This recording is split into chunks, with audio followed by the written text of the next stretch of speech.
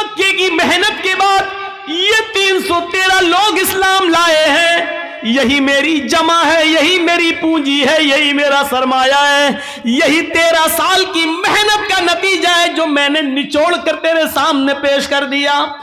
इलाहुल आलमीन, अगर ये 313 मुसलमान आज हलाक हो गए, मुझ पर ईमान लाने वाले मिट गए, ये 313 अगर आज खत्म हो गए, इन 313 को अगर आज बर्बाद कर दिया गया, इनको काफिरों ने अपने हमले में शिकस्त दे दी, अगर आज ये इस दुनिया से मिट गए, लन तुअबद बादल यौम, ऐ अल्लाह आज के बाद फिर कभी तेरी इबादत इस रूए जमीन पर नहीं होगी, आज के बाद फिर कोई अल्लाह अल्लाह कहने वाला ना होगा, आज के बाद फिर इस जमीन पर कभी सजदा न किया जाएगा। अल्लाहु अकबर की निदा आज के बाद नहीं आएगी। ऐ अल्लाह, अगर तू चाहता है कि कयामत की सुबह तक तेरा नाम तेरा दीन बाकी रहे, तो इन 313 मुसलमानों की हिफाजत फरमा। ये मेरी 13 साल की मेहनत का नतीजा है। ऐ अल्लाह, तू इनकी हिफाजत फरमा। बदर का मैदान गर्म है, सहाबा की तादाद है सिर्फ 313, और इसके मद्दे मुकाबिल जो लश्कर है वो है 1000 से ज्यादा। आपको यह भी बता दूं कि उन 1000 लश्कर के पास, काफिरों के पास तीर भी हैं, तलवारें भी हैं, ढाल भी है, नेजा भी है, घोड़े भी हैं। वो सब नौजवान हैं, हट्टे खट्टे तंदुरुस्त हैं, और सारी चीजें आलाते हर्ब, जंग का हर सामान है उनके पास। और उनके मुकाबले में कितने हैं? 313। और ये 313 कौन है? जवान, बूढ़े और कुछ बच्चे जब मिलाए गए और इनकी गिनती तब जाकर होती है 313।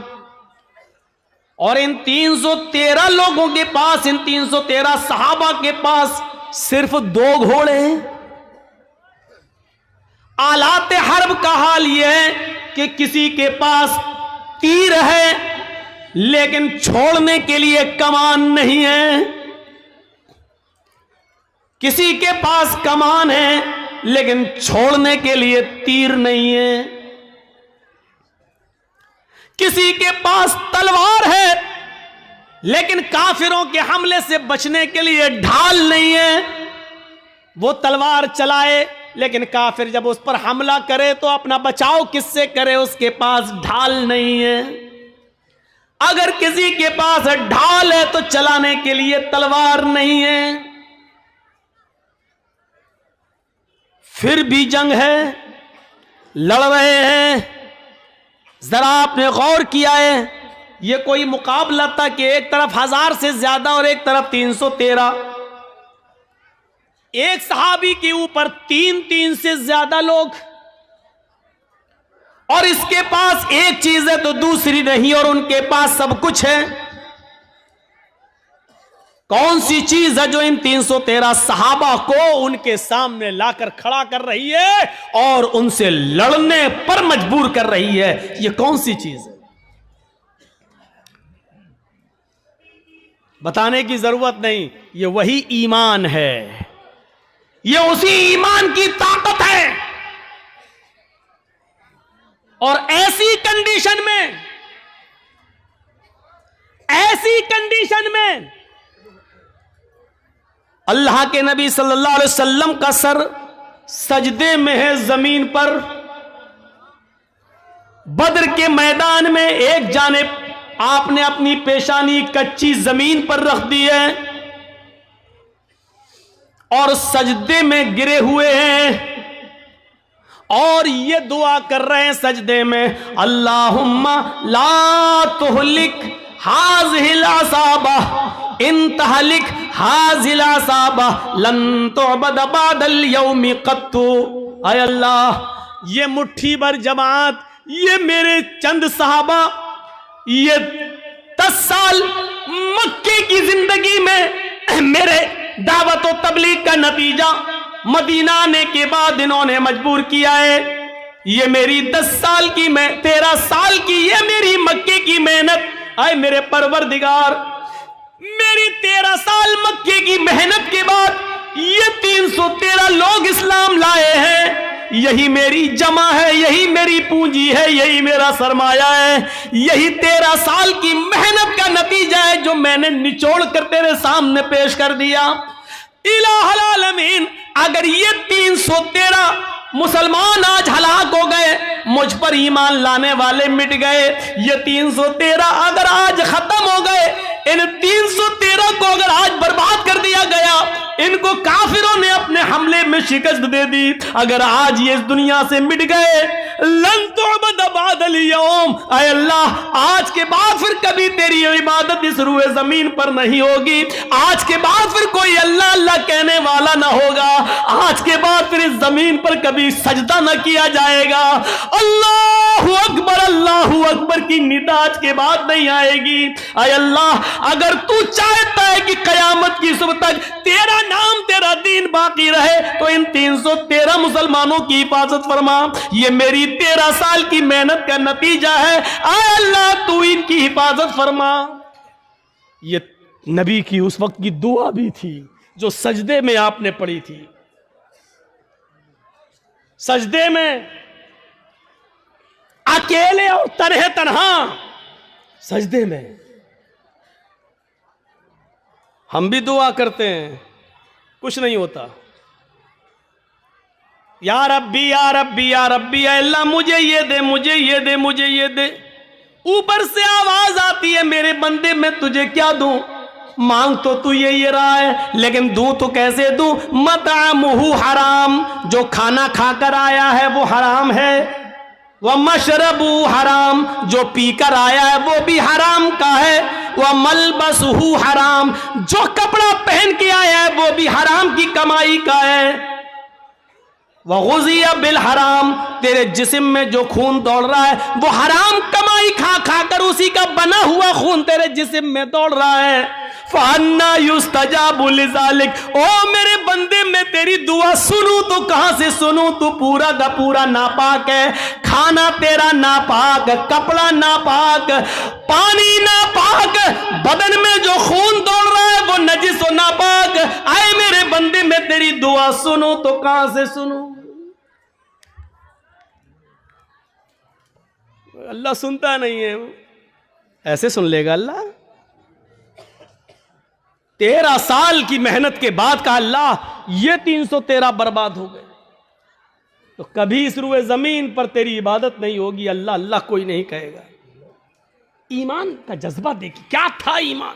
1000 से लड़ रहे। इमाम अहमद इब्न हंबल के पास एक औरत आती है, गौर करके देखिए इस औरत के सवाल के बाद हमारी हैसियत क्या रह जाती है, जरा तसव्वुर कीजिए। एक औरत आती है, कहती है कि इमाम साहब एक मसला पूछने आई हूं। कहा क्या मसला पूछती हूं? कहा मैं चरखा चलाती हूं। चरखा जानते हैं ना, महात्मा गांधी वाला चरखा मालूम है ना? हम लोगों के यहां तो आज भी लगे हुए हैं कहीं कहीं। जो लोग हैंडलूम हाथ से कपड़ा बनाते हैं वहां चरखे भी हैं, हाथ से फिरता है, सूत काटते हैं। तो क्या कहती है इमाम अहमद इब्न हंबल से वो औरत कि इमाम साहब मैं चरखा चलाती हूं और दूसरे लोगों का सूत मजदूरी पर काटती हूं और उनसे मजदूरी लेती हूं। कभी कभी मैं रात में भी चरखा चलाती हूं। जब मेरे पास तेल होता है। इस औरत के सवाल के बाद हमारी हैसियत क्या रह जाती है? सुने हमारी मां बहनें, औरतें ऐसी भी गुजरी हैं। सिर्फ लाइट मारने वाली औरतें हर वक्त नहीं होती हैं। सुने इमाम साहब मैं कभी कभी रात में भी चरखा चलाती हूं। जब मेरे पास चिराग जलाने के लिए तेल होता है तो मैं चिराग जलाकर उसकी रोशनी में चरखा चलाती हूं, सूत काटती हूं। इमाम अहमद इब्न हंबल फरमाते हैं अल्लाह तुम्हारी रोजी में बरकत दे, रिस्क में बरकत दे। कहा इमाम साहब कभी कभी चिराग में तेल नहीं होता हमारे पास, लेकिन हमारे पड़ोस में खुला हुआ आंगन है, हमारे पड़ोसी का खुला हुआ आंगन है, कभी कभी उस आंगन में रोज चिराग जलता है, वो मेरे पड़ोसी का चिराग है, लेकिन वो अपने घर में अपने आंगन में चलाता है, और उस आंगन में उस चिराग की रोशनी कभी कभी मेरे घर पे आती है। अगर मैं उस रोशनी में चिराग जला सूत फिरा लूं, उस पड़ोसी की रोशनी में अगर मैं सूत फिराऊं, चरखा चलाऊं, तो उस पड़ोस की रोशनी से जो सूत में फिराऊं और उसकी कीमत में मैं अपने मालिक से लूं, तो यह कीमत मेरे लिए हलाल होगी या हराम होगी? क्या मैं उस रोशनी में जो चरखा चलाकर जो पैसा कमाऊं वो मेरे लिए जायज होगा या नाजायज होगा? तसव्वुर करो, इमाम अहमद इब्न हंबल गश खा के चक्कर खा के गिर जाते हैं कि इस दुनिया में, इस दौर में ऐसी औरतें भी मौजूद हैं जो तकवे का ऐसा मायार अपने अंदर पैदा की हुई हैं, इस ऐसा मायार अपने अंदर पैदा की हुई हैं। इस तकवे की रोशनी में जरा तसव्वुर करो, हम कहां हैं, हमारी रोजी क्या है, हमारा माल क्या है, हमारी इनकम क्या है, हमारी इनकम आ कहां से रही है? इस औरत के सवाल के बाद हम तसव्वुर करें कि हम कहां खड़े हैं। फिर कहते हैं कि ये हमें परेशान कर रहा, वो हमें परेशान कर रहा, फला का अज़ाब। कुछ नहीं, हमारे आमाल हमें परेशान कर रहे हैं, हमारे करतूत हमें परेशान कर रहे हैं, हमारी बदअमली हमें परेशान कर रही है। अहमद इब्न हंबल रहमतुल्लाह अलैह ने कोई जवाब नहीं दिया, सिर्फ इतना कहा, अय अल्लाह की बंदी, अगर तुम्हें लगता है, तुम उससे मांगने तो नहीं गई हो, तुमने चोरी तो नहीं की है, अगर उसके आंगन में रोशनी जल रही है और वो तुम्हारे आंगन में आ रही है, तो मेरे हिसाब से, इमाम अहमद इब्न हंबल ने कहा, उस रोशनी में, चिराग की उस रोशनी में अगर तुम सूत काट लेती हो तो मेरे हिसाब से कोई गलत तो नहीं है, लेकिन फिर भी अगर तुम परहेज करो और बचो तो ये तुम्हारे लिए ज़्यादा बेहतर है। ये अहमद इब्न हंबल का जवाब था, जबकि चोरी नहीं थी, वो जला रहा है, दरवाज़ा नहीं है, आंगन से आंगन मिला हुआ है, और उसके आंगन से उस चिराग की रोशनी यहाँ आ रही है, तो इसमें भाई आप ये लाइट जल रही है, अब इधर रोशनी जा रही है, तो उस आदमी का क्या कसूर है? तुम अगर चाहते हो कि मेरी रोशनी मेरे घर तक रहे तो तुम्हें अपने घर का इंतजाम करना है, लेकिन अगर आपके घर की रोशनी और आपके बल्ब की रोशनी मेरे घर आ रही है और आप ये कहें कि अपना मेरी रोशनी तेरे घर क्यों आ रही है, हट अपना घर तोड़, तो आप गलत है ना। जरा तसव्वुर करो, अहमद इब्न हंबल ने, जब वो औरत जाने लगी, वो बूढ़ी औरत, तो अहमद इब्न हंबल रहमतुल्लाह ने लोगों से पूछा कि ये जिस बाप की बेटी है, इसका बाप कोई मामूली शख्स नहीं होगा, ज़रूर किसी अच्छे और नेक बाप की तरबियत होगी जिसने ऐसी नेक बेटी पैदा की है। ज़रा तसव्वुर करिए,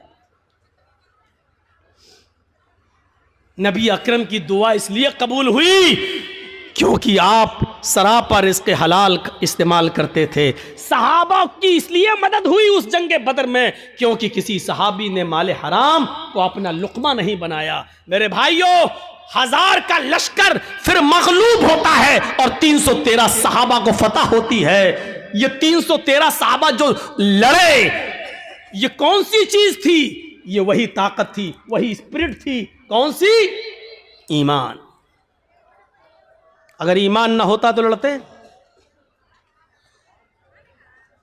कुछ ना कुछ देर के लिए भी मानना पड़ेगा कि इस लड़की ने जो जज्बात में आके नारा लगाया था कर्नाटक में, इसके अंदर भी कुछ ईमानी हरारत थी, तभी तो ये अल्लाह अकबर का लफ्ज निकला है। इसका इनकार नहीं किया जा सकता। और बाद में पता चला कि उस बच्ची का बाप आलिम है, वो एक मौलाना की बच्ची है, तो जाहिर बात है कि तरबियत तो अच्छी रही होगी। वरना आजकल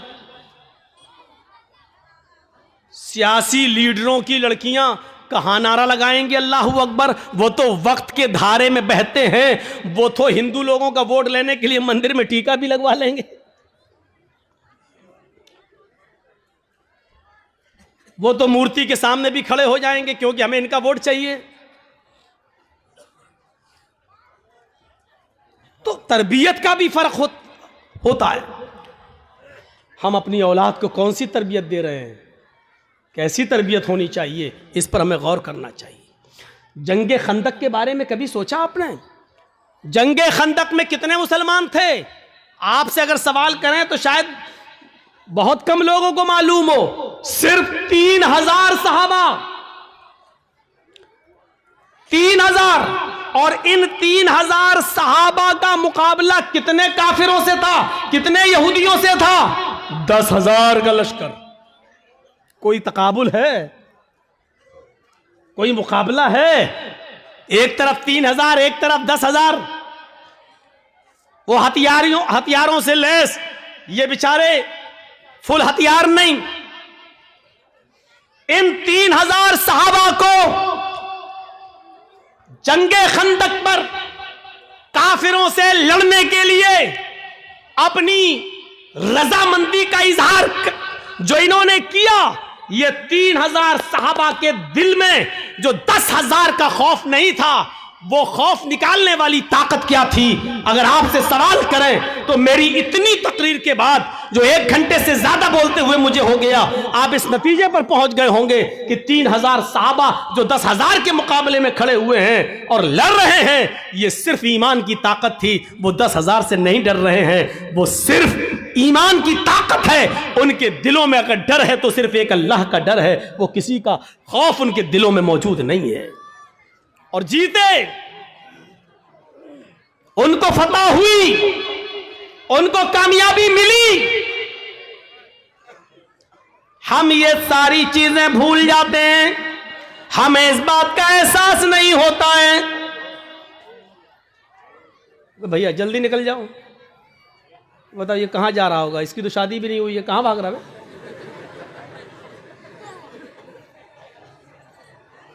और वो देखो, वो चाचा उठ के जा रहे हैं।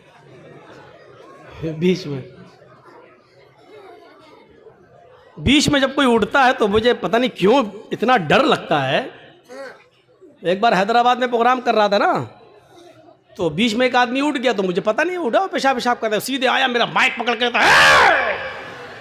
और माइक वाइक फेंक दिया उठा के। और फिर उसके बाद अंडे चले, टमाटर चले, जूते चले, चप्पल चली। तो उस दिन से एक दहशत तो होती है ना, फिर बीच में उठ रहा कि फिर कोई खड़ा ना हो जाए। तो वो उस दिन से ये है बस भाई, जिसको उठना हुआ करे वो पीछे बैठा करे, जब चाहे तब निकल जाए। जो आदमी आगे बैठते हैं उनको मालूम है ना उनको कितनी बार पेशाब आता है, ज्यादा आता तो पीछे बैठो। और मेरी तकरीर हो रही है, पता नहीं पेशाब क्यों नहीं रोक पाते हैं आप लोग। लोग तो दिल की धड़कनें रोक लेते हैं। एक बार डॉक्टर के पास गया, डॉक्टर मेरा, हमने कहा डॉक्टर साहब जरा वो देख लीजिए मेरा पल्स। बोला नहीं नहीं तुम्हारा तो हाई होगा। हमने कहा अरे देख लीजिए डॉक्टर साहब, उसके बाद दवा। लेकिन आप, मैं मान नहीं सकता, हमें वो थर्मामीटर लगाने की जरूरत ही नहीं है, आपका पल्स देखना ही नहीं है, आपका वो क्या बोलते हैं उसको, बीपी, वो आपका हाई होगा, वो कुछ बड़ा ही होगा, नीचे नहीं हो सकता है। मैंने कहा डॉक्टर साहब सुन पड़ रहे हैं, हाथ पैर जरा कपकपी सी हो रही है। कहता कि जब आपकी तकलीफ सुन के हम लोगों के लेवल हाई हो जाते हैं, हम लोगों का बीपी हाई हो जाता है, तो आपका कैसे लो हो सकता है? उसने चेक नहीं किया, अल्लाह की कसम चेक नहीं किया, ऐसी दवा दी। बोला आपका नहीं करेंगे, हमें कसम है हम भी नहीं करेंगे आपका, और नहीं किया। पता नहीं, वो देखो बेचारे, देखो अब क्या करेंगे घर जाकर। अच्छा, जितना बोलते हैं उतना और लोग उठते हैं। थोड़ी देर बैठ जाओ भाई, थोड़ी देर बैठ जाओ। अब उनको क्या बोले हम,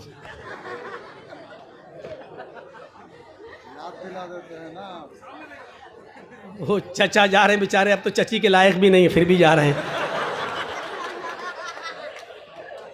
क्या करेंगे जाके। अच्छा चलिए, अब आप लोग जाग गए हैं, थोड़ी बहुत नींद आ रही होगी, उसका गलबा खत्म हो गया है। सुनिए, तो अब आप अंदाजा लगाइए, वो खंदक 10,000 का मुकाबला 3,000 और जीत गए। क्या चीज थी? वही अल्लाह का खौफ, वही अल्लाह का डर। जैसे एक पुलिस वाले में ये ताकत होती कि वो अकेला नहीं, सरकार की ताकत है उसके पास, ऐसे ही जो पक्का सच्चा मोमिन है वो डरता नहीं है, अल्लाह की ताकत है उसके पास, ईमान है उसके पास, ईमान की ताकत है उसके पास, उसको खौफ नहीं होता है, वो लड़ता है, आमादा हो जाता है। ये वाक़या सुनाया है, लेकिन फिर भी आपको सुना देता हूं। सुमैया रजी अल्लाह ताला अन्हा का क्या मैटर था। अबू जहल के सामने खड़ी है, तबकात के अल्फाज है, इब्ने साद ने नकल किया है कि उसने सुमैया के कपड़े तक फाड़ दिए, फिर भी कहती है नहीं, अल्लाह एक है। अबू जहल ने नेजा लिया, नेजा, तबकात के अल्फाज, वो नेजा उसकी शर्मगाह में दाखिल कर दिया। सुनना बहुत आसान है, लेकिन एक हल्की सी खरोंच हम बर्दाश्त नहीं कर सकते हैं, उसकी तो शर्मगाह में नेजा, इधर से डाला उस तरफ निकाल दिया, और हाथ पीछे से बंधे हो, वो नेजा पकड़ के निकाल भी नहीं सकती हो। और ऐसी कंडीशन में भी देखिए ईमान की ताकत क्या, वो ये नहीं कह रही अल्लाह मेरी हिफाजत फरमा, अल्लाह मुझे बचा ले इस दुश्मन से, ये नहीं कह रही है। उसकी जबान से जो जुमले निकलते हैं वो जुमले ये, या रब्बी सब्बित क़दमी अला दीनिक, ऐ अल्लाह इसकी दी हुई सजाओं पर मेरे कदमों को साबित रखना, मेरे ईमान पर, कहीं इसकी सजाएं मुझसे मेरा ईमान न छीन ले। जान जा रही जाए, रूह निकलती निकल जाए, लेकिन ईमान, मेरी आखिरी हालत में ईमान ना निकल जाए, कहीं ऐसा ना हो कि इसकी दी हुई तकलीफें मैं झुक जाऊं और इसकी बात मान लूं और ईमान से हाथ धो बैठूं।